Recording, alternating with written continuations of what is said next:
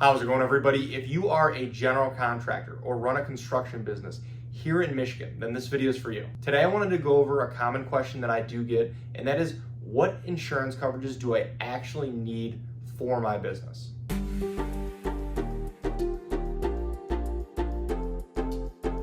Thank you for stopping by. My name is Brian. I'm an independent insurance agent based here in the state of Michigan, Metro Detroit specifically, and I work with businesses on their commercial insurance programs as well as helping families and individuals with their personal insurance, their home, their auto insurance as well. My goal with this channel is to pass on a little bit of educational information to you so that you can make more informed decisions around your insurance and then overall help answer any questions that you might have. So let's get into it. And before I get too far into the video, I do want to invite you to subscribe to the channel. And if you find this video helpful, useful, anything like that, please feel free to like, share, pass along with anyone else as well. The foundation of nearly every general contractor's commercial insurance program is going to start with general liability insurance. And this protects your business if a third party claims something like bodily injury or property damage. And this can be something that maybe happens on a job site or something because of your work. For example, if somebody slips and falls on a job site, or if there's potential property damage that then gets tied back to your business's work. This is typically the policy that would respond in these situations. Then next is going to be workers' compensation insurance.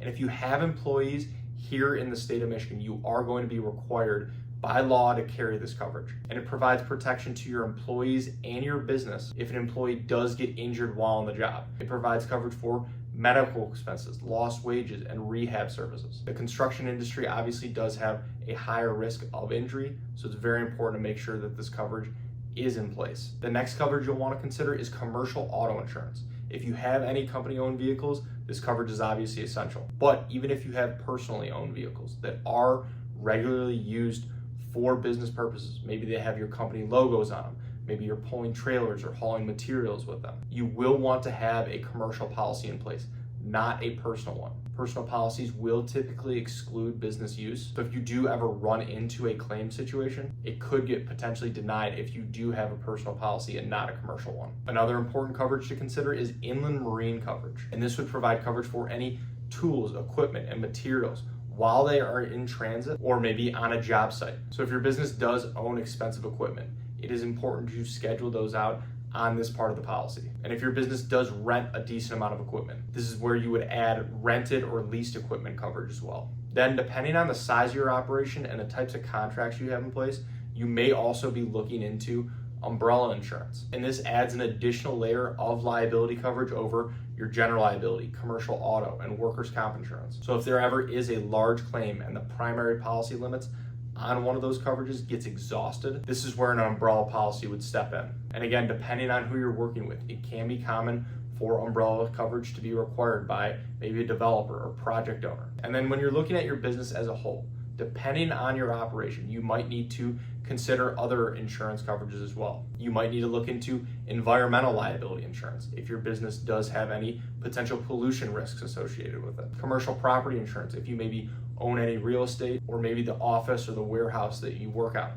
And if you're working on new construction projects, renovation projects, either your business or maybe the project owner or developer will be responsible for carrying the insurance for this. And this would be through what is called a builder's risk policy. And this would protect the actual structure and materials itself during construction. And then obviously in today's world, cyber insurance can be very important. No matter how complex your operation is, if you are storing any sort of client data or just relying on technology for your own business internally, this can be key to have. Then there's also employment practices liability, which would cover harassment, discrimination, wrongful termination. And then there's also professional liability, also sometimes referred to as errors and omissions insurance. So if there is an issue with your work and any of that work needs to be redone, this is where this particular coverage would step into play. And it's very common for a lot of contractors to want to carry this coverage nowadays. Overall, obviously every general contractor will be different, but for the most part, nearly everyone's going to be looking into general liability, commercial auto, workers' comp, potentially inland marine and umbrella insurance, and then depending on your business's needs, some of those additional coverages potentially as well. So thank you for watching, and if you are looking for help with your commercial insurance program, I would love the opportunity to work with you and see if our team can help. There are a lot of ways to get a hold of me, and they should all be in the description below.